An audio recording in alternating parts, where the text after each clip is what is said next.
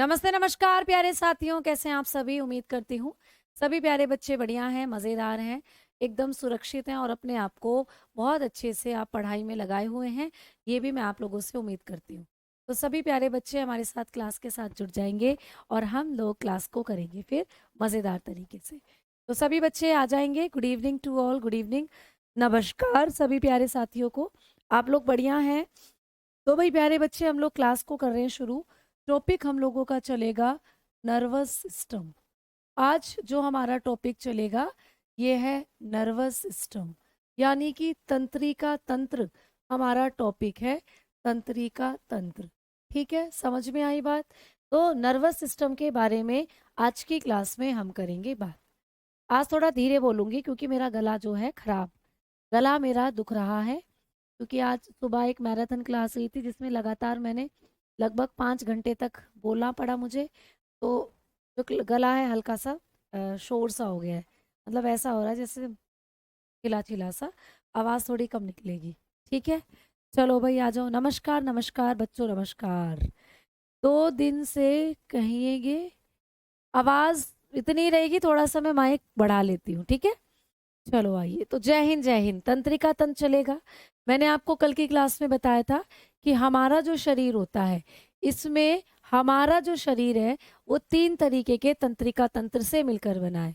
एक था CNS, CNS जिसको हम कहते थे central nervous system, central nervous system. एक हम लोगों का सिस्टम है सेंट्रल नर्वस सिस्टम, ठीक है, जिसको हम लोग हिंदी में केंद्रीय तंत्रिका तंत्र के नाम से जानते हैं। केंद्रीय तंत्रिका तंत्र।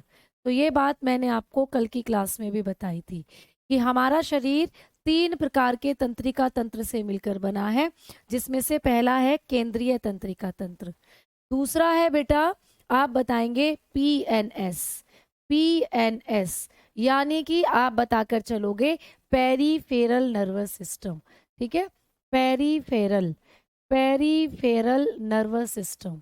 तो जो दूसरे प्रकार का हमारा नर्वस सिस्टम है वो है पेरीफेरल नर्वस सिस्टम, जिसको हम लोग बोलते हैं हिंदी में पराधीय तंत्रिका तंत्र, पराधीय तंत्रिका तंत्र, ठीक है। तो दूसरा है हम लोगों का पराधीय तंत्रिका तंत्र, ठीक है।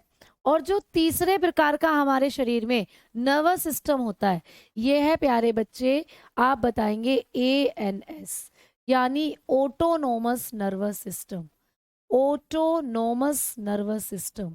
ऑटोनोमस नर्वस सिस्टम जो होता है जिसको कहते हैं हम लोग स्वात्रीय तंत्रिका तंत्र, ठीक है, हिंदी में बोलते हैं स्वात्रीय तंत्रिका तंत्र।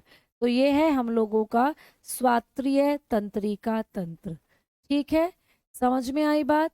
स्वात्रीय तंत्रिका तंत्र। तो हमारे शरीर में 3 तरीके के तंत्रिका तंत्र होते हैं, तीनों आपके सामने है, CNS, PNS और ANS, यानी केंद्रीय तंत्रिका तंत्र, पराधीय तंत्रिका तंत्र, और ANS होता है आप लोगों का, आपको पता चल गया, स्वात्रीय या ऑटोनोमस नर्वस सिस्टम। हमें पढ़ना कौन सा है बेटा, हमें पढ़ना है डिटेल में CNS यानी केंद्रीय तंत्रिका तंत्र।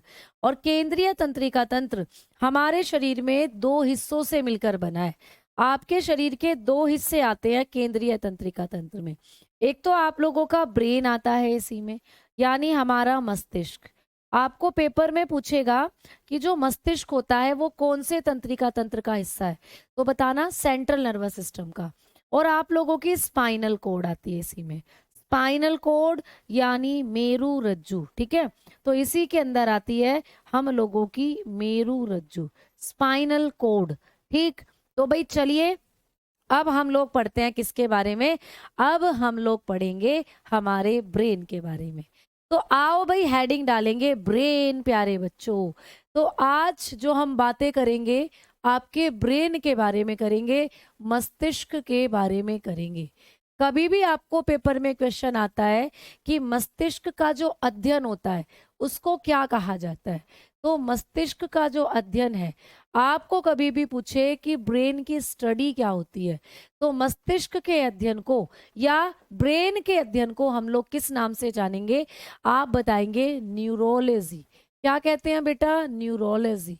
तो मस्तिष्क के अध्ययन को कहा जाता है न्यूरोलॉजी। तो आप लोगों को कभी भी पूछता है न्यूरोलॉजी किसका अध्ययन होता है, तो न्यूरोलॉजी होती है मस्तिष्क का अध्ययन।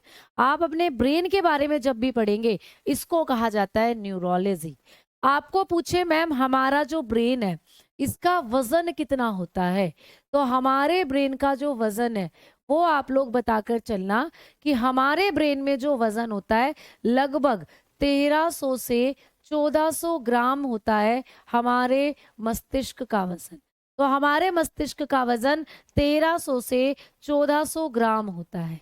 ठीक है, हमारा जो मस्तिष्क होता है वो एक झिल्ली के अंदर बंद होता है। हमारे मस्तिष्क के चारों तरफ एक झिल्ली पाई जाती है। हमारे मस्तिष्क के चारों तरफ एक मेम्ब्रेन होती है। इस मेम्ब्रेन का नाम है मेनिंजिस झिल्ली। ठीक है, तो मेनिंजिस मेम्ब्रेन हमारे मस्तिष्क के चारों तरफ प्रेजेंट रहती है, मेनिंजिस झिल्ली। ठीक है, मेनिंजिस, मेनिंजिस। ठीक है, आप लोग लिखेंगे मेनिंजिस झिल्ली जो है, मेनिंजिस झिल्ली, ये हमारे मस्तिष्क को चारों तरफ से घेरे रहती है। तो आपको कभी भी पूछेगा कि मस्तिष्क के चारों तरफ पाई जाने वाली झिल्ली कौन सी है, मेनिंजिस झिल्ली। अच्छा, आपके मस्तिष्क का जो बाह्य आवरण है वो कौन सा होता है? आपका जो मस्तिष्क है इसके बाहर की तरफ जो आवरण है उसको क्या कहते हैं? आपके मस्तिष्क का आउटर प्रोटेक्शन किसको कहा जाता है? तो हमारे मस्तिष्क का जो आउटर प्रोटेक्शन होता है वो है आप लोगों का स्कल, यानी कि कपाल।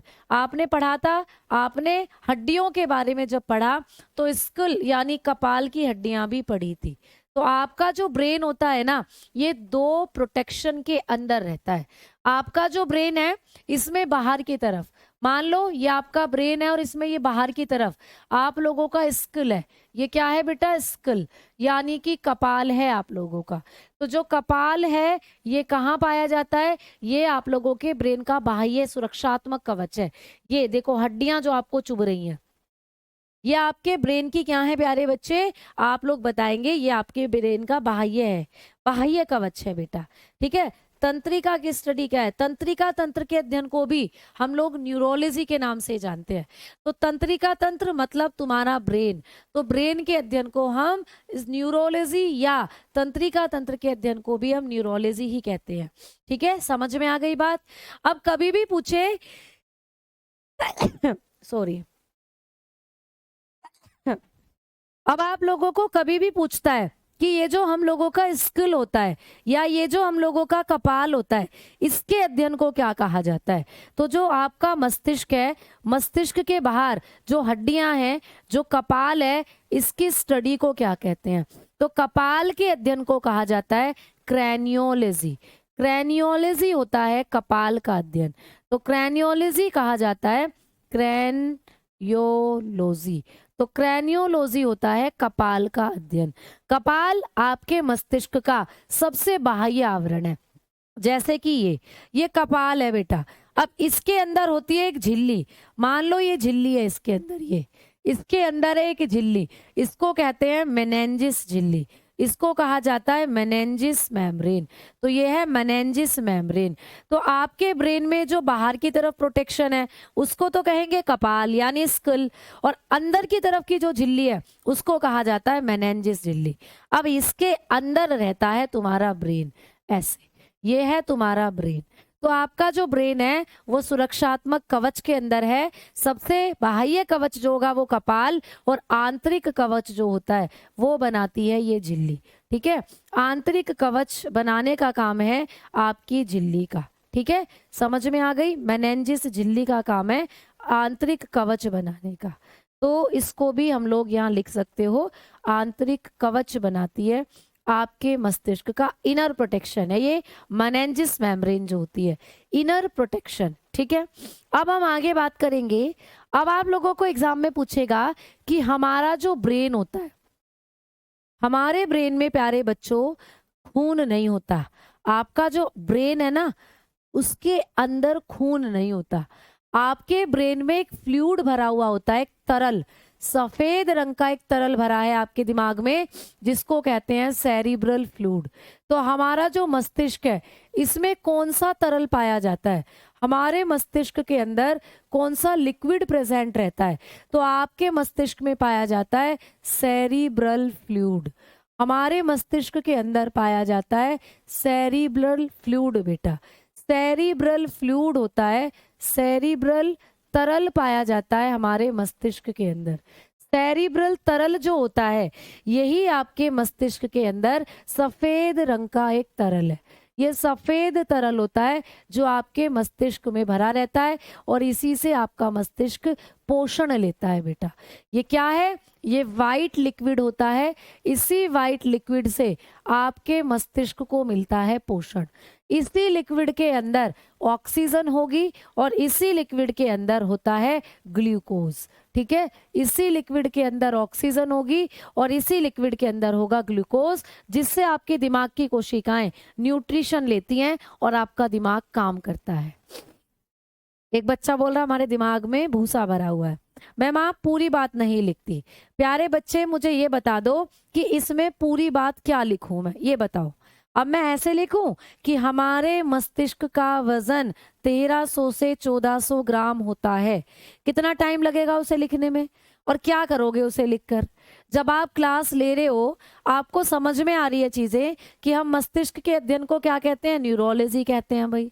मस्तिष्क में वजन कितना होता है? 1300 से 14 ग्राम होता है। बेटा आप वो बुक वाली लैंग्वेज अब छोड़ दो। तुम्हें बुक छापनी है क्या, ये बताओ। जो मैं पूरे सेंटेंस लिखूं, ये बता दो तुम्हें बुक छापनी है क्या?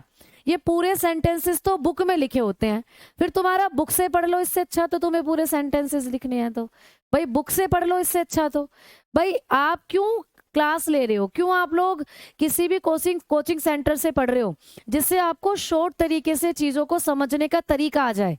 अभी तक आप वो तरीका ही कैच नहीं कर पा रहे हो प्यारे बच्चों।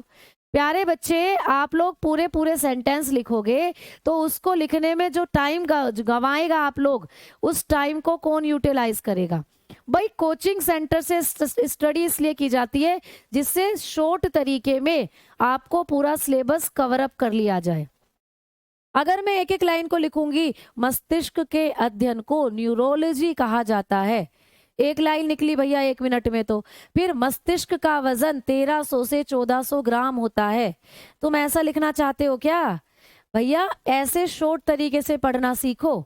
आपको झिल्ली, मेम्ब्रेन, जो आपके मस्तिष्क के अंदर मेम्ब्रेन है, उसका नाम होता है मेनिंजेस झिल्ली।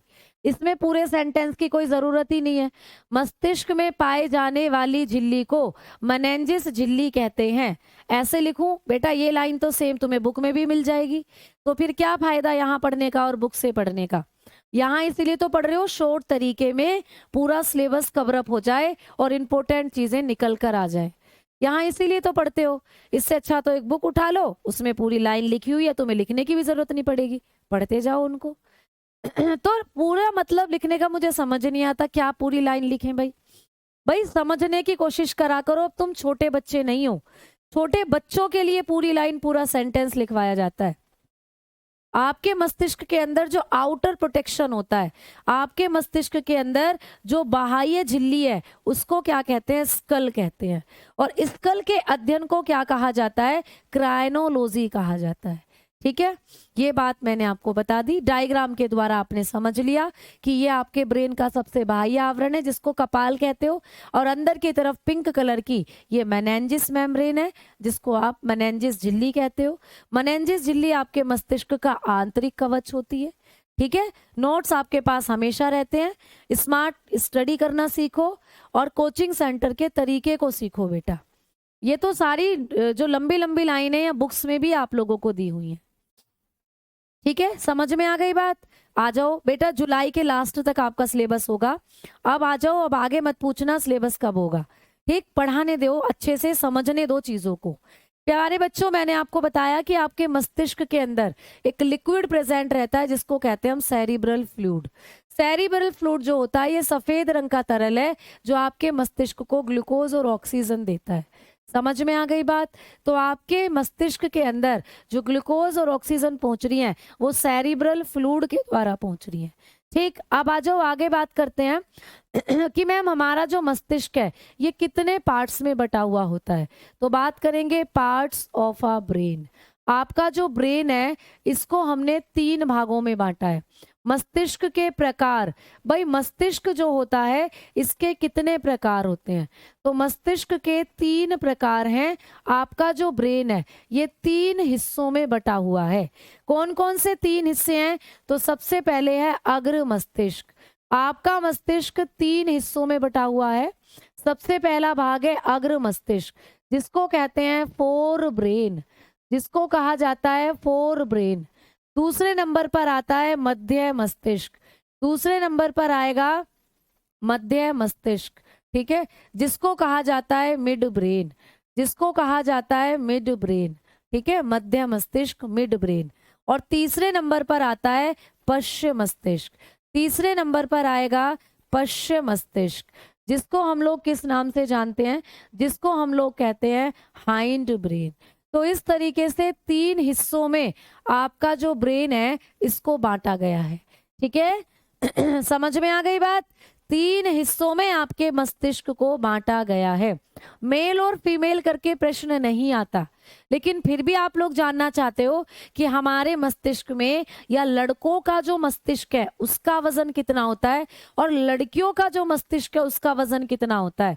तो प्यारे बच्चे, लड़कियों के अंदर लगभग जब आप बात करते हो मस्तिष्क के वजन की, जो लड़की होती हैं, जो गर्ल होती हैं, उनमें आपको मस्तिष्क का वजन पूछ ले तो ये तो जो वैल्यू मैंने लिखवाई है या तो इसको बॉयज के अंदर मान लो या सामान्य व्यक्ति के अंदर। पेपर में क्वेश्चन आएगा एक सामान्य व्यक्ति के मस्तिष्क में कितना वजन होता है, तो बताना 1300 से 1400 ग्राम। लेकिन गर्ल का कभी कोई पूछ ले, लड़कियों का, तो लड़कियों के अंदर थोड़ा वजन कम होता है मस्तिष्क का, ठीक है। कितना? लगभग 1250 से 1300 ग्राम के आसपास होता है लड़कियों के मस्तिष्क का वजन। तो लड़कियों में आधा ग्राम वजन जो है लगभग कम होता है लड़कों की तुलना में। अब दिमाग कम नहीं है लड़कियों में, कभी सोचो लड़की में तो दिमाग पहले से ही कम होता है, हमें तो पता है। दिमाग कम नहीं है, मस्तिष्क का वजन कम है, और मस्तिष्क के वजन से दिमाग का कुछ नहीं लेना देना।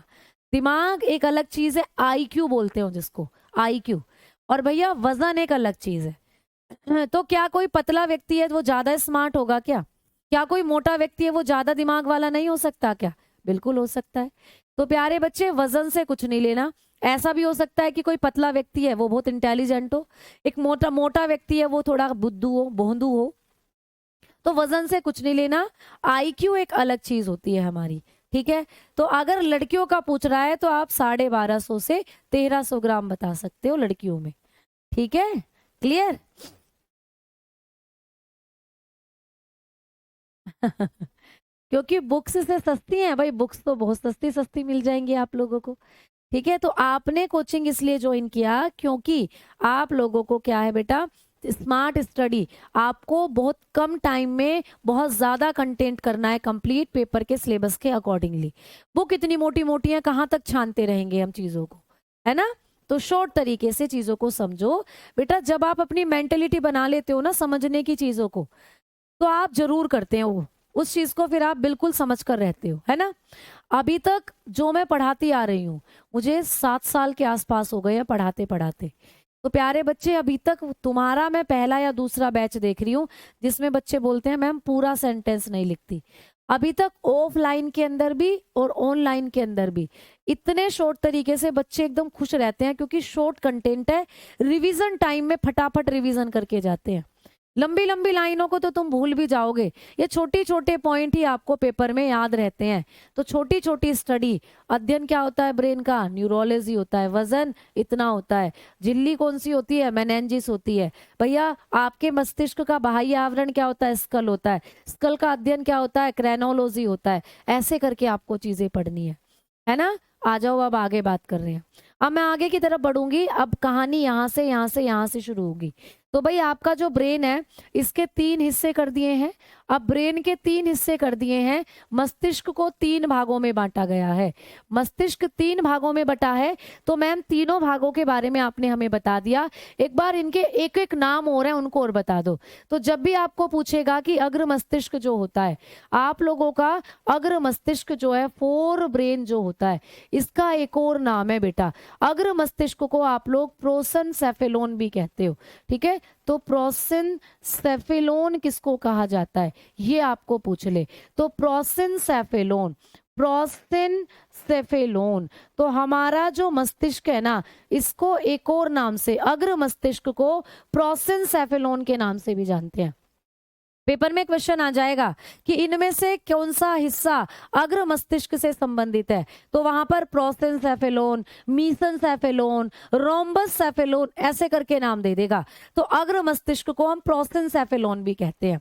मैम मध्य मस्तिष्क का भी कोई नाम है क्या, तो बिल्कुल, आपका जो मध्य मस्तिष्क होता है, आप लोगों का जो मिड ब्रेन होता है, इसको हम लोग, मध्य मस्तिष्क को हम लोग एक और नाम से जानते हैं, इसको कहा जाता है मेसेनसेफेलोन, मेसेनसेफेलोन, ठीक है। तो भाई कितना इजी है, देखो एम से होता है मिडिल और एम से ही है मेसेनसेफेलोन। तो मेसेनसेफेलोन किसको कहा जाता है, तो मेसेनसेफेलोन जो होता है, ये आप लोगों के मध्य मस्तिष्क का दूसरा नाम है। तो मध्य मस्तिष्क को मेसेनसेफेलोन कहते हैं।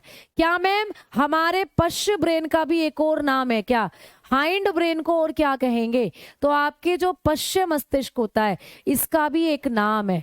पश्चिम मस्तिष्क को प्यारे साथियों आप लोग बोलते हो रोम्बससेफेलोन। क्या बोलते हैं, रोम्बससेफेलोन, रोम्बससेफेलोन।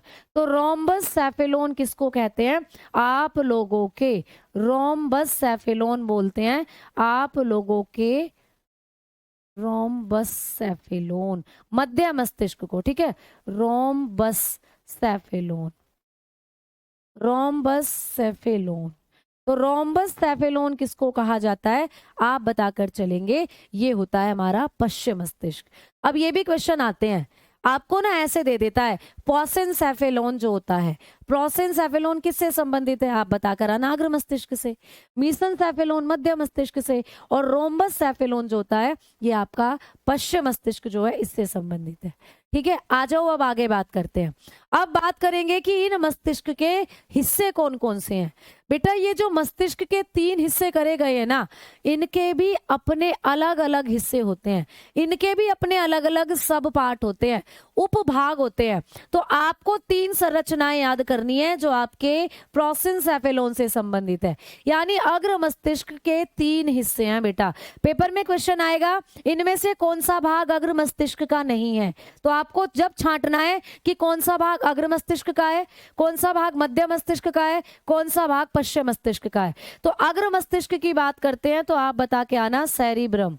सेरिब्रम जो होता है, जिसको हम अनुमस्तिष्क के नाम से जानते हैं। अब प्यारे बच्चे इसमें थोड़ा सा कंफ्यूजन क्रिएट होता है, इसीलिए आप इसको इंग्लिश में भी सेरिब्रम के नाम से ही लिखेंगे। सेरिब्रम, आपको पेपर में कभी भी पूछे कि सेरिब्रम किस मस्तिष्क का हिस्सा है, आंसर लगा के आना अग्र मस्तिष्क का। मैम और कौन सा भाग है अग्र मस्तिष्क का, तो बताना थैलेमस, बताकर आना थैलेमस। तो थैलेमस जो होता है ये भी हमारे अग्र मस्तिष्क का ही भाग है। और तीसरा है हाइपोथैलेमस, तीसरा है प्यारे बच्चे हाइपोथैलेमस। तो आप लोगों को कभी भी पेपर में पूछेगा कि हाइपोथैलेमस, थैलेमस और ये जो ये होता है सेरिब्रम, ये कौन से मस्तिष्क के हिस्से होते हैं, तो ये तीनों के तीनों आपके अग्र मस्तिष्क के हिस्से हैं। ये तीनों के तीनों आपके अग्र मस्तिष्क के भाग होते हैं। पेपर कई बार आता है आप लोगों को, ठीक है बेटा। पहले सिलेबस कर लीजिए, फिर एमसीक्यूज भी लेकर आएंगे, फिर एमसीक्यूज कर लेंगे, सिलेबस रह जाएगा, फिर आप कहेंगे कि मैम सिलेबस तो पूरा ही नहीं हुआ। तो पहले अच्छे से चीजों को समझकर सिलेबस कर लो, फिर एमसीक्यूज भी करेंगे। और एमसीक्यूज आप लोगों के चलते हैं, बिहार का प्रैक्टिस सेट लेती हूं मैं दोपहर में 2 बजे, उसमें आप करते क्या हो, एमसीक्यूज ही तो करते हो, ठीक है। तो मैंने आपको कहा है कि आप जो दूसरे बच्चे हैं वो भी उस सेशन को ज्वाइन कर सकते हैं बेटा, क्योंकि क्वेश्चन तो सेम ही तरीके के रहते हैं पेपर के अंदर। आ जाएं आगे बात करते हैं अब हम लोग कि मैडम जी हाँ भाई, मेरा भी है बिल्कुल। तो आप लोग बताएंगे सेरिब्रम, थैलेमस और प्यारे बच्चे हाइपोथैलेमस। ठीक है, क्लियर। तो आप लोगों को ये 3 हिस्से याद रखने हैं आपके मस्तिष्क के अग्रभाग से संबंधित। क्लियर भाई। मैम, सेरिब्रो स्पाइनल फ्लूइड क्या होता है? सेरिब्रो स्पाइनल फ्लूइड आपकी स्पाइनल कोड जो होती है, यहाँ जो मेरू रज्जु आप पढ़ोगे उसके अंदर देखने को मिलता है, तो वो वहां पर भरा हुआ होता है सेरिब्रो स्पाइनल फ्लूइड। तो आपकी जो रीढ़ की हड्डी है उसमें भी एक फ्लूइड है जिसको कहते हैं सेरिब्रो स्पाइनल फ्लूइड, वो वहां पर पढ़ोगे। ठीक है, अब आ जाओ मध्य मस्तिष्क के कितने हिस्से हैं? तो मध्य मस्तिष्क के 2 हिस्से हैं। एक है कार्पोरा, कार्पोरा क्वाड्रिजेमिना। कितने खतरनाक सा नाम है देखो, कार्पोरा क्वाड्रिजेमिना, कार्पोरा क्वाड्रिजेमिना। ठीक है, इसको हिंदी में लिख लो जरा, कार्पोरा क्वाड्रिजेमिना। ठीक है, क्वाड्रिजेमिना, कार्पोरा क्वाड्रिजेमिना। एक तो ये हो गया आपके मध्य मस्तिष्क का हिस्सा, और दूसरा कौन सा होता है? दूसरा आपके मध्य मस्तिष्क का हिस्सा है सेरिब्रल पंडिकल, सेरिब्रल पंडिकल। एक ये होता है आपके मस्तिष्क का हिस्सा, सेरिब्रल पंडिकल बोलते हैं जिसको, सेरिब्रल पंडिकल, सेरिब्रल पंडिकल है बेटा। ठीक है, सेरिब्रल पंडिकल एक ये होता है आपके मध्य मस्तिष्क का हिस्सा।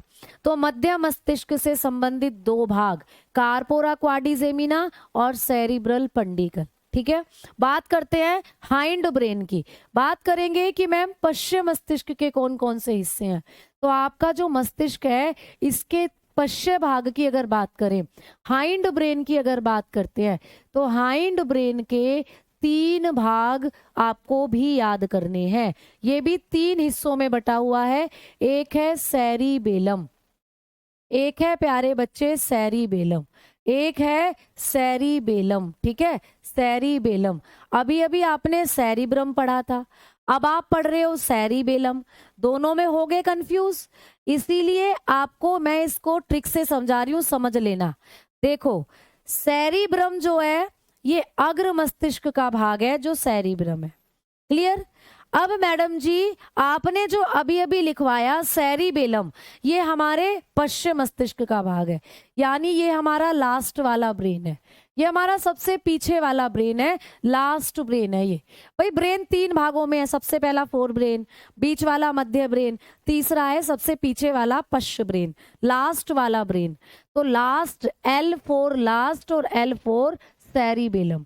प्यारे बच्चे जिसकी स्पेलिंग में आपको एल नजर आए, जिसकी स्पेलिंग में आपको एल नजर आए, समझ जाना वो लास्ट वाले ब्रेन का हिस्सा है। और लास्ट वाला ब्रेन क्या होता है? Hind brain. सबसे पीछे वाला ब्रेन है पश्चिम मस्तिष्क, उसका भाग होता है सेरिबेलम। पेपर में कई बार आपको क्वेश्चन आता है इनमें से कौन एक पश्चिम मस्तिष्क का भाग है, तो ऑप्शन में सेरिब्रम भी होगा, ऑप्शन में सेरिबेलम भी होगा, ऑप्शन में आप लोगों को हाइपोथैलेमस भी होगा, और ऑप्शन में कार्पोरा क्वाड्रिजेमिना भी होगा। तो आपको पहचानना है कि हमारे पश्चिम मस्तिष्क का भाग कौन सा है, तो बताकर चलना सेरिबेलम होता है पश्चिम मस्तिष्क का भाग। L4 लास्ट, जिसकी स्पेलिंग में एल आ रहा हो वो है लास्ट ब्रेन का पार्ट, तो ये लास्ट ब्रेन का पार्ट है। आगे आपके दूसरा भाग जो है हिंड ब्रेन का, मेड्यूला ओब्लोंगाटा। क्या है भाई? Medulla oblongata. सॉरी भाई, मेड्यूला ओब्लोंगाटा, जिसको हम एमओ भी बोलते हैं शॉर्ट में, medulla oblongata, medulla oblongata, oblongata. Medulla oblongata जो होता है ये होता है प्यारे बच्चे, आप बताएंगे आपके हाइंड ब्रेन का दूसरा पार्ट। और तीसरा भाग है पोन्स, जिसको हम लोग पोन्स ही कहते हैं। तो ये तो तुम्हें क्रीम से याद हो जाएगा, लड़कियां चेहरे पर क्रीम लगाती हैं, पोन्स की क्रीम लगाती हैं। तो पोन्स आपके मस्तिष्क का पिछले भाग का हिस्सा है। तो ऐसे करके आपने पढ़ लिया आपके तीनों मस्तिष्क के उपभागों को। तो चलिए भाई अग्र मस्तिष्क की बात कर ली जाए। अग्र मस्तिष्क जो होता है आपके शरीर का या आपके मस्तिष्क का सबसे बड़ा हिस्सा होता है। तो ये सबसे बड़ा मस्तिष्क है बेटा, ये सबसे बड़ा मस्तिष्क है। कभी भी आपको पूछे सबसे बड़ा मस्तिष्क कौन सा होता है, तो अग्र मस्तिष्क है आपका बिगेस्ट ब्रेन। सबसे बड़ा मस्तिष्क कौन सा है, बिगेस्ट ब्रेन है आपका। सबसे बड़ा मस्तिष्क होता है अग्र मस्तिष्क। अग्र मस्तिष्क वाला हिस्सा सबसे बड़ा हिस्सा है, तो इसीलिए सबसे बड़ा मस्तिष्क होता है अग्र मस्तिष्क, और सबसे छोटा ये होता है मध्य मस्तिष्क। तो मध्य मस्तिष्क क्या है, सबसे छोटा मस्तिष्क है, सबसे छोटा मस्तिष्क है, ठीक है। सबसे बड़ा मस्तिष्क का हिस्सा और सबसे छोटा, तो बताएंगे सबसे बड़ा अग्र मस्तिष्क और सबसे छोटा होता है मध्य मस्तिष्क। स्मॉलेस्ट ब्रेन आपका होता है मध्य मस्तिष्क जो होता है। स्मॉलेस्ट ब्रेन है आप लोगों का हाइंड, ये मिड ब्रेन, ठीक है। आ जाओ, अब हम बात करते हैं अग्र मस्तिष्क के बारे में। तो भाई प्यारे बच्चों, जो अग्र मस्तिष्क है इसको हेडिंग को डाल लो, और अग्र मस्तिष्क के बारे में अब कहानी चलेगी। अब अग्र मस्तिष्क के बारे में शुरू होगी कहानी।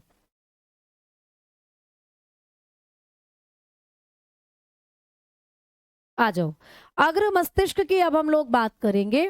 तो मैंने आपको बताया अग्र मस्तिष्क का सबसे पहला भाग सेरिब्रम था, तो आओ भाई सेरिब्रम के बारे में पढ़ेंगे।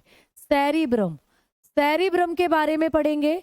तो जो सेरिब्रम होता है इसके बारे में क्या क्वेश्चन बनेंगे, तो बेटा ये आपके मस्तिष्क के सभी हिस्सों का सबसे बड़ा हिस्सा है। देखो आपने ये जितने भी पार्ट पढ़े थे ना, ये और जो मध्य ये हाइंड ब्रेन के पढ़े थे, ये इन सब में अगर आप लोग बात करोगे तो सबसे बड़ा हिस्सा यही होता है सेरिब्रम। भाई हमने क्या पढ़ा, अग्र मस्तिष्क सबसे बड़ा मस्तिष्क है ना। अब अग्र मस्तिष्क सबसे बड़ा मस्तिष्क है, तो इसी के अंदर जो सेरिब्रम वाला भाग होता है वो सबसे बड़ा भाग है। तो आप लोग बताएंगे कि सेरिब्रम जो होता है मस्तिष्क का सबसे बड़ा भाग है। तो लिखना मस्तिष्क का सबसे बड़ा भाग, मस्तिष्क का सबसे बड़ा भाग, मस्तिष्क का सबसे बड़ा भाग है।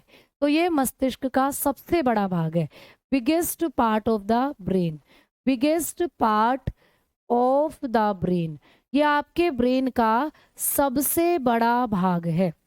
क्लियर हो गई बात। दूसरा पॉइंट, ये आपके संपूर्ण मस्तिष्क का कितना एरिया कवर करता है, तो लिखना यह संपूर्ण मस्तिष्क का, यह संपूर्ण मस्तिष्क का, संपूर्ण मस्तिष्क का 2/3% भाग घेरे रहता है। तो आपके पूरे मस्तिष्क का 2/3 भाग यही घेरे रहता है। तो कौन सा भाग है आपके मस्तिष्क का जो 2/3 भाग घेरेगा, सेरिब्रम। तो लिखना it covered 2/3% part of whole brain, of whole brain. आपके पूरे मस्तिष्क का 2/3% पार्ट ये कवर करके रखता है, जो सेरिब्रम होता है, ठीक है। अब ये जो सेरिब्रम होता है ना, इसके अंदर पाई जाती है कुछ लोब्स। तो लिखना यहाँ गड्ढे नुमा संरचना, यहाँ गड्ढे नुमा संरचना पाई जाती है, गड्ढे नुमा संरचना पाई जाती है, जिन्हें पाई जाती है, जिन्हें हम क्या कहते हैं, जिन्हें लोब कहा जाता है, जिन्हें लोब कहा जाता है। तो प्यारे बच्चे आपको प्रश्न आएगा कि मस्तिष्क के अंदर वो कौन सा भाग है जिनमें गड्ढे नुमा संरचनाएं पाई जाती हैं, जिन्हें हम लोब कहते हैं। तो बताना सेरिब्रम पार्ट जो है ना, इसमें गड्ढे जैसी संरचनाएं होती हैं। तो बताएंगे इसके अंदर क्या होती हैं, इसके अंदर आप लोग बताकर चलोगे कुछ लोब्स यानी कि डग लाइक स्ट्रक्चर पाई जाती हैं, डग लाइक स्ट्रक्चर, ठीक है। Dug like structures are present, dug like structures are present called lobe. तो भाई इनको अब हम लोब्स के नाम से जानते हैं। तो हमारे मस्तिष्क के किस हिस्से में लोब्स पाई जाती हैं, बताओगे सेरिब्रम के हिस्से में। अब ये जो सेरिब्रम है ना, मैम बता दो कौन कौन सी लोब्स पाई जाती हैं। तो चलो तुम्हें लोब्स दिखाती हूँ, तुम्हें दिखाती हूँ लोब्स। आपके मस्तिष्क में 4 लोब्स पाई जाती हैं, ठीक है, लोब्स ऑफ ब्रेन। आपका जो ब्रेन है इसमें लगभग आपको 4 तरीके की लोब्स देखने को मिलती हैं। पेक्टोरल मतलब आप लोगों को मिलेगी parietal lobe, occipital lobe, temporal lobe, ठीक है, ऐसे करके फ्रंटल लोब। तो ये 4 लोब हैं जो आप लोगों के मस्तिष्क में पाई जाती हैं। पेपर में ऐसे क्वेश्चन देकर, ऐसे पेपर के अंदर आपको मस्तिष्क का डायग्राम देकर पूछ लेगा कि बताओ कौन सी लोब कहाँ है। ऐसे पेपर में आपको ब्रेन का डायग्राम दे देगा बेटा और पूछेगा कि बताओ, ठीक है, ठीक है। इमेज के साथ अच्छा रहता है। अरे भैया इमेज आने तो दो, जहां इमेज लाऊंगी वहां इमेज दिखाऊंगी भी, है ना, जहां इमेज आएगी वहां इमेज दिखाऊंगी भी। तो आपको पेपर में ये है तुम्हारा ब्रेन, ये है तुम लोगों का ब्रेन, और यहाँ पर आप लोगों को पेपर में पूछा जाएगा कि आपका जो मस्तिष्क होता है, आपके मस्तिष्क के अंदर जो इस तरीके की लोब्स प्रेजेंट रहती हैं, ये कहाँ कहाँ होती हैं। तो ऐसे आपको दे देगा अलग अलग बनाकर कि इन लोबों का नाम बताओ। तो भाई आपका जो मस्तिष्क है, इसमें लगभग आप लोगों को 4 प्रकार की लोब दिखाई दे रही हैं। ये पहली लोब है, फ्रंटल लोब कहते हैं जिसको। ये दूसरी लोब है, पैरिटल लोब कहते हैं जिसको। ये टेम्पोरल लोब है, और ये है ऑक्सीपिटल लोब। तो ये 4 तरीके की लोब, 4 तरीके की गड्ढे नुमा संरचना आपके अग्र मस्तिष्क में होती हैं। ये अग्र मस्तिष्क है पूरा का पूरा जो आपको दिखा रही हूं मैं।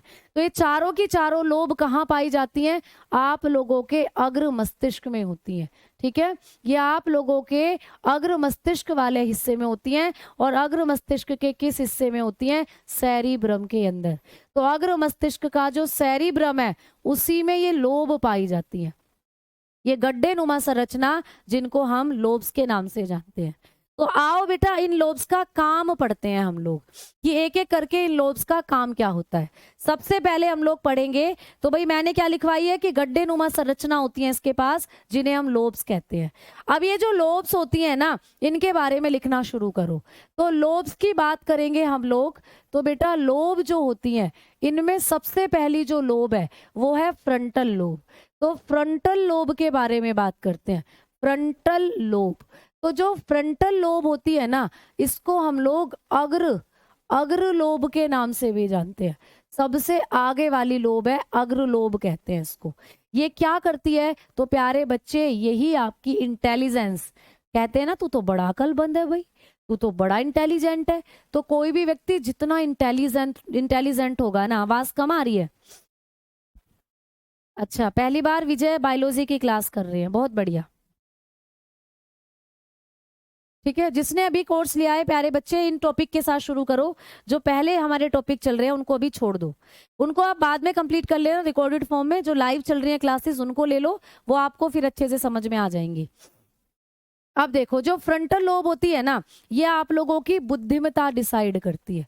बुद्धिमत्ता, आपको पेपर में पूछेगा कि कौन सी लोब बुद्धिमत्ता से संबंधित होती है। तो आप बताना ये हमारी बुद्धिमत्ता से संबंधित है, ठीक है।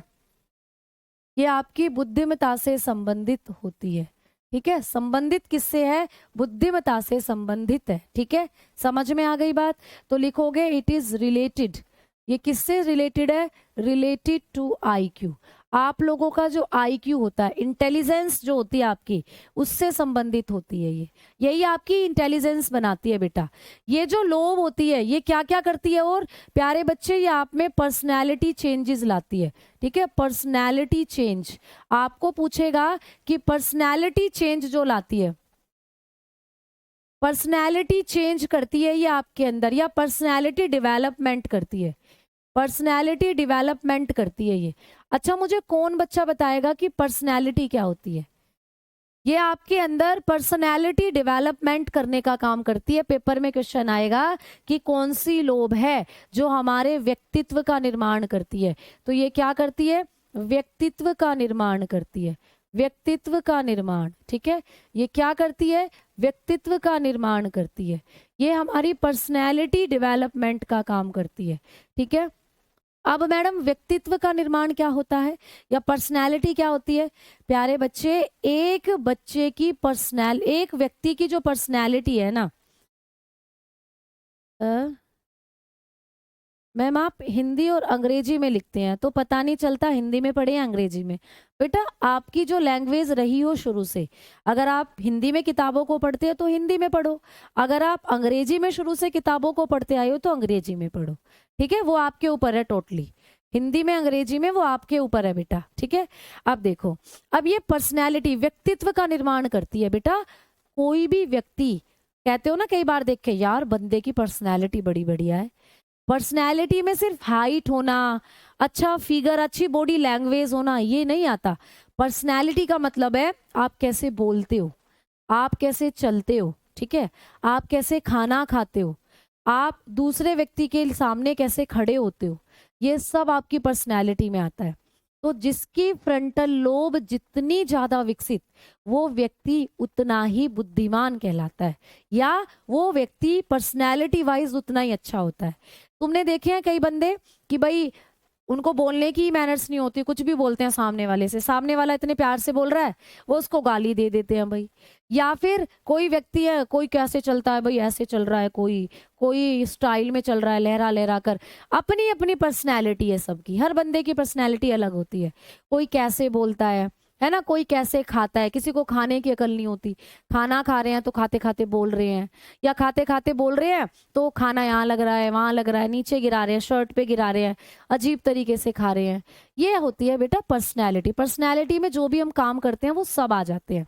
तो आपकी फ्रंटल लोब जितनी ज्यादा विकसित, उतनी बेस्ट आपकी पर्सनैलिटी होती है, ठीक है, उतनी ही बेस्ट आपकी पर्सनैलिटी होती है। आवाज कम आ रही है बेटा, आवाज तो इससे ज्यादा नहीं निकल सकती मेरी, मैं पूरी तेज बोल रही हूँ,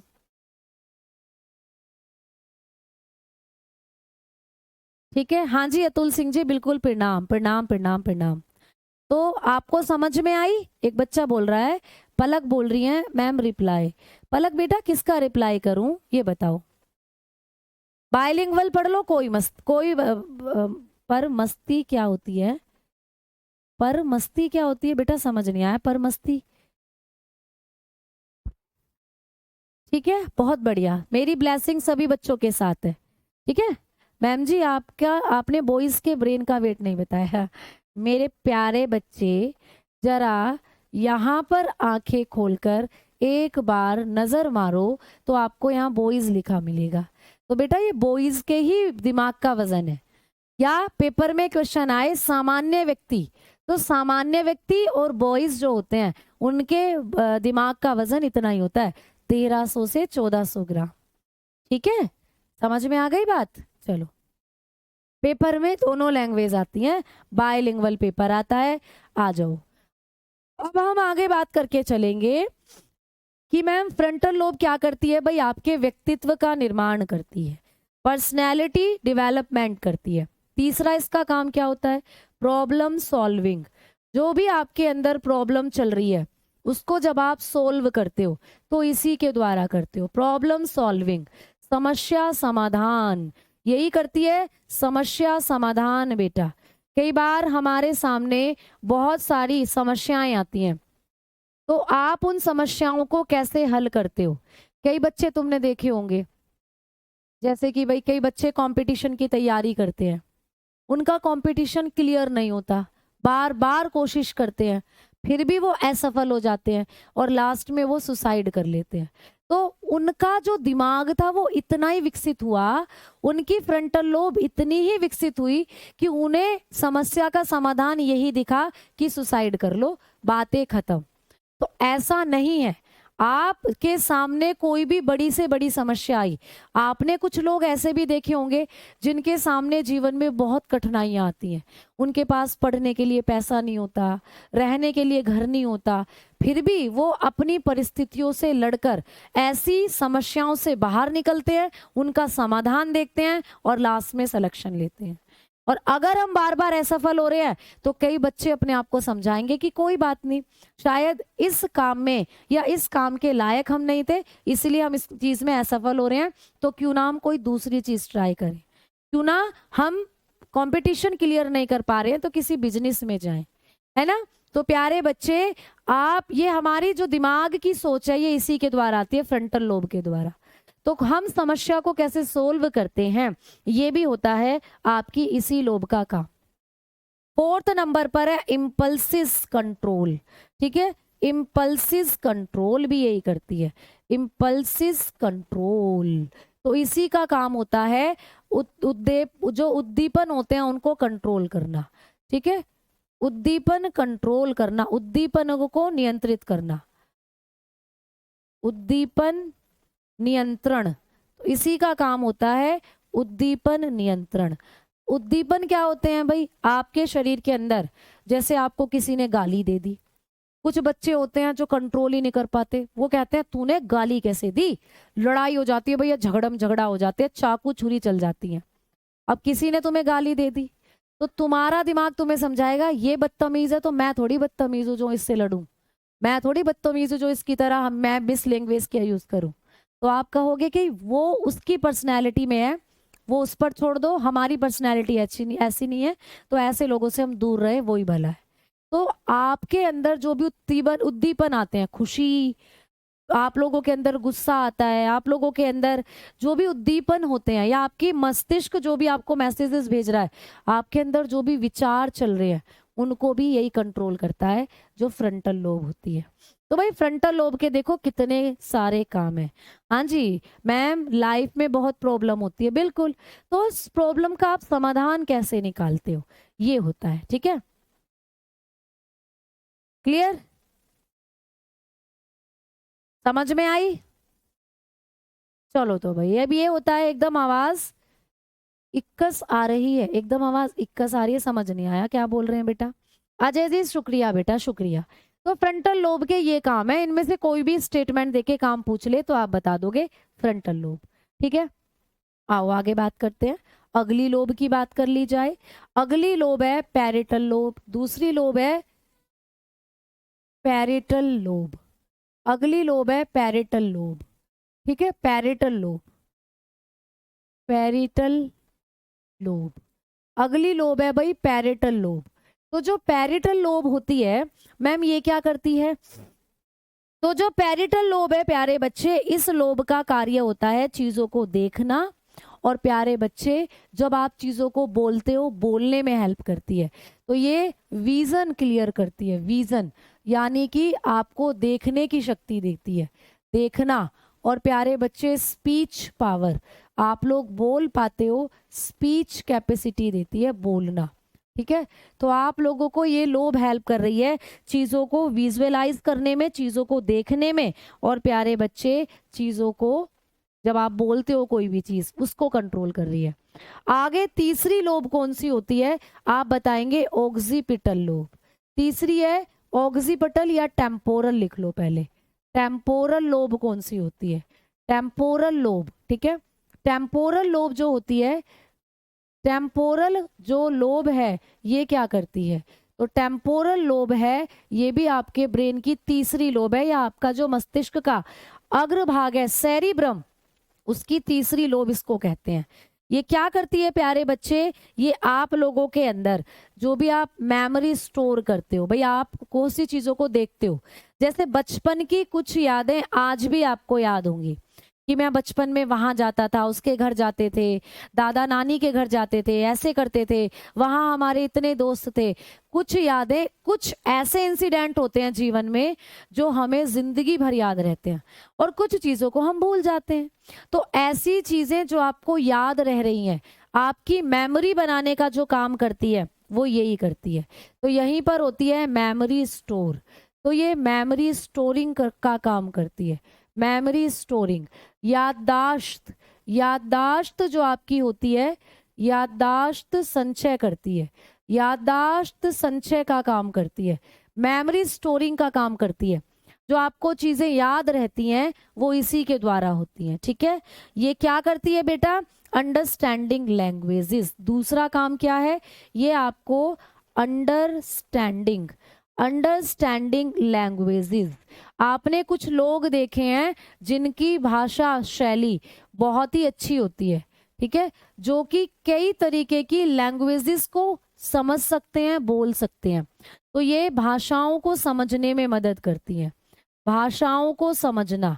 ठीक है, भाषाओं को समझना, जब आप लोग भाषाओं की समझ रखते हैं तो ये इसी लोब के द्वारा होता है। ठीक है, अंडरस्टैंडिंग लैंग्वेजेस, भाषाओं की समझ, इसी के द्वारा होती है। ठीक, तो कौन सी लोब है जो भाषाओं को समझने से संबंधित है? टेम्पोरल। मेमोरी स्टोरिंग भी यही होती है। तीसरे या चौथी लोब की बात करेंगे, तीसरे के बाद ऑक्सीपिटल लोब। ऑक्सीपिटल लोब बेटा, तो ऑक्सीपिटल लोब जो होती है, जिसको हम ऑक्सीपिटल लोब के नाम से जानेंगे, ऑक्सीपिटल लोब जो होती है ये क्या काम करती है? तो चौथी लोब है ऑक्सीपिटल लोब, और ऑक्सीपिटल लोब जो है ये आपको डिस्टेंस, जैसे कि दूरी का ज्ञान कराती है, डायरेक्शन का ज्ञान कराती है, गहराई का ज्ञान कराती है, कलर आइडेंटिफिकेशन में मदद करती है। तो ऑक्सीपिटल लोब का काम होता है कलर आइडेंटिफिकेशन, जब आप रंगों को पहचानते हो, ठीक है, कलर आइडेंटिफिकेशन। यानी कि अब मैं किस कलर से लिख रही हूं जरा बताना। ये जो मैंने यहाँ लिखा है ये रंगों की पहचान करना, तो मैंने रंग जो लिखा हुआ है किस शब्द, किस कलर के पेन से लिखा है? रंगों की पहचान। तो आप बताओगे कि मैम ये आपने ग्रीन कलर से लिख रखा है। तो भाई ऐसे करके आप जब रंगों को पहचानते हो, रेड कलर, वाइट कलर, है ना, ये है आप लोगों का गेरू कलर, तो कलर्स की जब आप पहचान कर रहे हो तो कौन सी लोब यहाँ पर हेल्प कर रही है? आप बताएंगे ऑक्सीपिटल लोब। और ऑक्सीपिटल लोब और क्या काम करती है बेटा? डिस्टेंस। डिस्टेंस आप लोगों को बताती है। डिस्टेंस होती है दूरी, ठीक है, डिस्टेंस, डायरेक्शन, कि आप किस डायरेक्शन में जा रहे हो, ईस्ट, वेस्ट, नॉर्थ, साउथ, इनका ज्ञान कराती है, ठीक है। डेप्थ, बेटा किसी चीज की डेप्थ में मत जाओ, गहराई में मत जाओ, तो आप लोगों को डेप्थ, गहराई का ज्ञान कराती है, ठीक है। तो आप लोग बताकर चलेंगे इतने काम करती है ये वाली लोब आपकी। तो लिखना, यहाँ पर हिंदी में लिख रही हूं मैं, लिखोगे दूरी का ज्ञान कराती है बेटा, दूरी, डिस्टेंस, दूरी का, डायरेक्शन, दिशा, ठीक है, कौन सी दिशा में हम जा रहे हैं, और डेप्थ, गहराई, इन सब का ज्ञान कराती है यही, ठीक है। दिशा, दूरी, गहराई का ज्ञान कराती है ये। अब एक और काम है इसका, ऑक्सीपिटल लोब का, ये आप लोगों को कराती है प्यारे बच्चे, आप बताएंगे फेस रिकॉग्नाइजेशन का काम भी ये कराती है, चेहरों को देखकर पहचानना। अब जैसे आपके मम्मी पापा कितनी ही भीड़ में क्यों ना खड़े हों, आप उनको पहचान लेते हो। आपके भाई बहन कितनी भी भीड़ में क्यों ना खड़े हों, आप उनको पहचान लेते हो। आपके दोस्त, सगे संबंधी कितनी भी भीड़ में क्यों ना खड़े हो, आप उनका चेहरा देखकर उनको पहचान लेते हो। या कोई आदमी कहीं आपको मिले, आपसे बात करे, और फिर वो जीवन में कभी दोबारा आपको मिले, तो आपको याद आता है कि इसको मैंने कहीं देखा है। जैसे मेरे साथ होता है, मैं जाती हूँ कहीं भी, मैं पार्लर गई, ठीक है, मैं शॉपिंग करने गई, मैं अपने गांव गई, तो लोग मुझे पहचान लेते हैं, भावना मैडम, ऐसे कह के। तो आप मेरा चेहरा डेली देखते हो, आप जैसे दूसरे बच्चे मेरा चेहरा डेली देखते हो क्लास में, तो आपकी दिमाग में मेरा चेहरा फिक्स हो गया है। तो कौन सी लोब के द्वारा आप मेरे फेस को पहचान रहे हो? ऑक्सीपिटल लोब के द्वारा। तो ये क्या करती है? ये फेस रिकॉग्नाइजेशन भी कराती है, फेस रिकॉग्नाइजेशन, ठीक है। तो ये चेहरों की पहचान भी कराती है, फेस रिकॉग्नाइजेशन, चेहरे पहचानती है ये, चेहरे पहचानना। तो ये आप जब किसी एक व्यक्ति को देखकर चेहरे पहचान लेते हो, उसका काम या ये काम कौन सी लोब करेगी? आप बताएंगे ऑक्सीपिटल। संजय प्यारे बच्चे, क्या क्वेश्चन था ये बता दो, ठीक है। हाँ, अगर आप लोगों से पूछे कि स्कूटी चलाना, ड्राइविंग करना, मेहंदी लगाना, या जितने भी आप काम करते हो अच्छे अच्छे, सिलाई, कढ़ाई, बुनाई, ये इससे कौन सी लोब संबंधित है? तो फ्रंटल लोब। बताया ना, आईक्यू, आपके आईक्यू में ही आ जाती हैं। आप लोग जितने भी काम करते हो, ड्राइविंग कोई सीखना चाह रहा है तो उसको ड्राइविंग आ जाती है, ठीक है। अगर आप पेंटिंग करना चाहते हो, तो कई बच्चे तुमने देखे हैं पेंटिंग बहुत अच्छी करते हैं। आपने देखा है कि कई लोग होते हैं जो ड्राइंग पेंटिंग में ही आ जाती है। स्टिचिंग बहुत अच्छी करते हैं, स्टिचिंग करने वाली जो स्किल होती है, सिलाई, कढ़ाई, बुनाई, है ना। तो ये बहुत अच्छी जो भी आपकी स्किल है, कोई कंप्यूटर में बहुत अच्छा होता है, बहुत अच्छे से कंप्यूटर ऑपरेट कर लेता है, कोई बायोलॉजी में अच्छा है, कोई मैथ्स में अच्छा है, कोई इंग्लिश में अच्छा है, कोई हिंदी में अच्छा है, ये सारी अच्छाई आपका आईक्यू बनाता है। ठीक है, ये आईक्यू बनाता है आप लोगों का। प्रॉब्लम सॉल्व करना ही लाइफ एंजॉय करना है। हाँ, ऐसा बिल्कुल समझ सकते हो आप। ठीक है, तो माइंड को शार्प ये बनाती है ये फ्रंटल लोब। ठीक है, तो इसी में होते हैं मेन काम। समझ में आ गई बात। फिजिकल एक्टिविटी किससे होगा मैम? बेटा फिजिकल एक्टिविटी भी इसी से होगा। किसी को टेनिस खेलना पसंद है ना। आपकी जो फिजिकल वो है, इम्पल्सिस कंट्रोल आ रहे हैं ना इसमें। आप फिजिकल एक्टिविटी करोगे तो इम्पल्सिस ही तो कंट्रोल करेंगे। आप भाग रहे हो तो भाग क्यों रहे हो? पूरी बॉडी काम कर रही है, ब्रेन मैसेज भेज रहा है, एक हाथ आगे करो, पैर पीछे करो। तो ये जो फटाफट रिएक्शन फिजिकल एक्टिविटी हो रही है, यही कंट्रोल कर रही है आप लोगों की जो फ्रंटल लोब होती है। ठीक है, समझ में आ गई बात। तो इतनी सारी चीजें आज की क्लास में हमने पढ़कर कर ली हैं खत्म।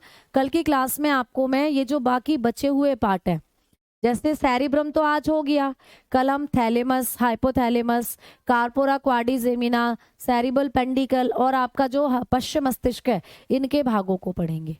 ठीक है मैम, आपकी क्लास में पता नहीं एक बच्चा कुछ कमेंट कर रहा है, सोदी या करके कुछ बता रहा है। मैं एक बार देख लूं भाई उस बच्चे के कमेंट। भाग गया वो कमेंट तो भाई। हाँ, सभी बच्चों पर मेरा आशीर्वाद है भाई, सभी बच्चों पर मेरा आशीर्वाद है।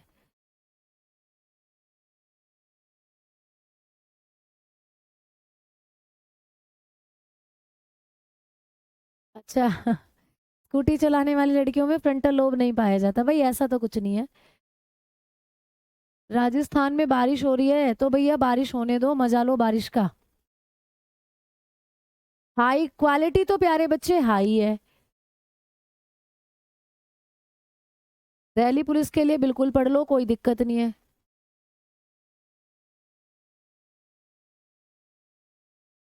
आपके कपाल स्कल एरिया के अंदर फ्लैट बोन होती है 8। वो कमेंट खो गया बेटा, मुझे मिल नहीं रहा, भाग गया वो कमेंट कहीं। तो आज के लिए इतना ही, कल की क्लास में पढ़ेंगे और चीजें। तो गुड नाइट, नमस्कार, राधे राधे, जय श्री कृष्ण, जय हिंद, जय भारत। ठीक।